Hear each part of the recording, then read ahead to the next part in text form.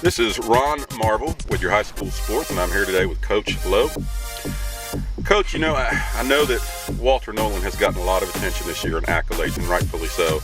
But when you look at film, Coach, you see another player that really stands out, and that's Jordan Potts. Can you talk about what he's meant to your team this year?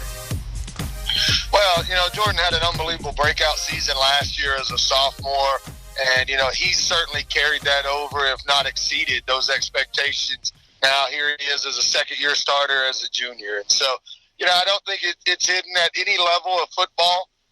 You know, the quarterback play is going to determine a lot of how the team plays, especially the offense. And so, you know, for him to perform at a high level throughout majority of this season and certainly down the stretch of the playoffs is a lot of the reason that our offense and that our team in general has continued to play and continued to have success. You know, I think what we really got is a lot of really good high school football players that, you know, we don't have that superstar. We had it until Shannon Blair got hurt in the first game. He's a Michigan State commit, but you know, we're real balanced. We've got, you know, our leading rushers got 800 and something yards. Our leading receivers, we got about 4 or 5 at around 200 each. So we're a balanced football team. A lot of people make plays for us on defense. Well, and I think a lot of it starts on that defensive side of the football. You know, that's where the major jump. You know, certainly our leader over there is going to be Cannon Lusby at the linebacker position. He leads the team in tackles. You know, he's the guy that's doing all the damage from C-gap to C-gap, or certainly inside of that box. And, you know, then the counterpart to Walter Nolan on one side is definitely going to be sophomore defensive end Steven Souls, who's had an unbelievable season himself. I think he's got 13 sacks and almost 20 tackles for loss, playing the counterpart to Walter on the strong side.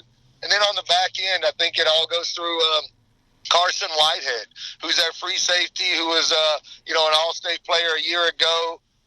You know, he's number 2 on the team in tackles, has, you know, 18 or 19 pass breakups, has multiple interceptions again this year. So, you know, on the defensive side, I think those guys are the guys that certainly headline, you know, what I think has been one of our best defensive units that we've had in a long time. Coach, you know, you've seen film on Powell. The challenges that you're going to have to face, some obstacles that you're preparing for in that game. Well, I mean, they're really talented. I mean, they got guys that's probably going to be playing in the SEC all over the field at skill position. And got the Nolan kid that's, you know, number 2 prospect in the nation at defensive tackle. And he plays like he's the number 2 prospect in the nation.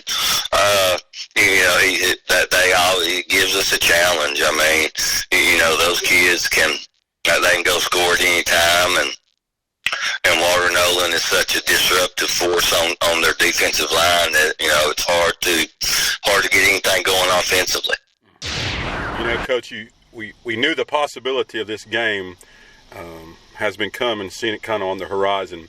You no doubt by this point in time have had a chance to look at film on Knox-West. What stands out to you about them? Well, they're just so good and disciplined within the box. You know, and so whether you're talking about their offense, their offensive line, and, you know, the multiple running backs that they have, and their ability to get those guys to the second level, and then those guys individually having a chance to score every time they're running it. You know, you turn around to the other side, and they're as gifted defensively within the box as well. And they do so many different things up front. Their defensive line is a good-sized guys, but they're so athletic up there.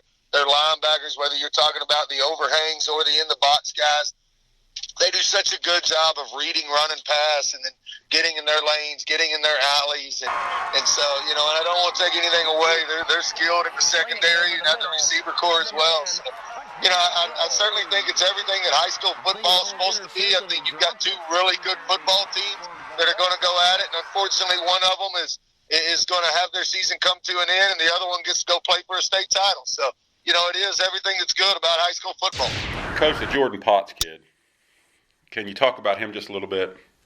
Well, you know, he's a really good quarterback. He You know, not only can he beat you with his arm, he can beat you with his feet. He's a good runner. And you know, he runs with his eyes downfield, but if he has to tuck it and go, he can. And he's got a lot of weapons to throw the ball to. I mean, they're loaded at skill positions, and he's got a lot of weapons out there that helps him some. But he's the engine of their team. He makes them go. So we're going to have to, you know, change up our looks and get some pressure on him, and we can't let him feel too comfortable. Coach, one last question. Finish this sentence for me. We will be in a great position to win Friday night if we can do this. We win the line of scrimmage. Coach, finish this sentence for me. We will be in a great position to win Friday night if we do this. If we don't give up the big play.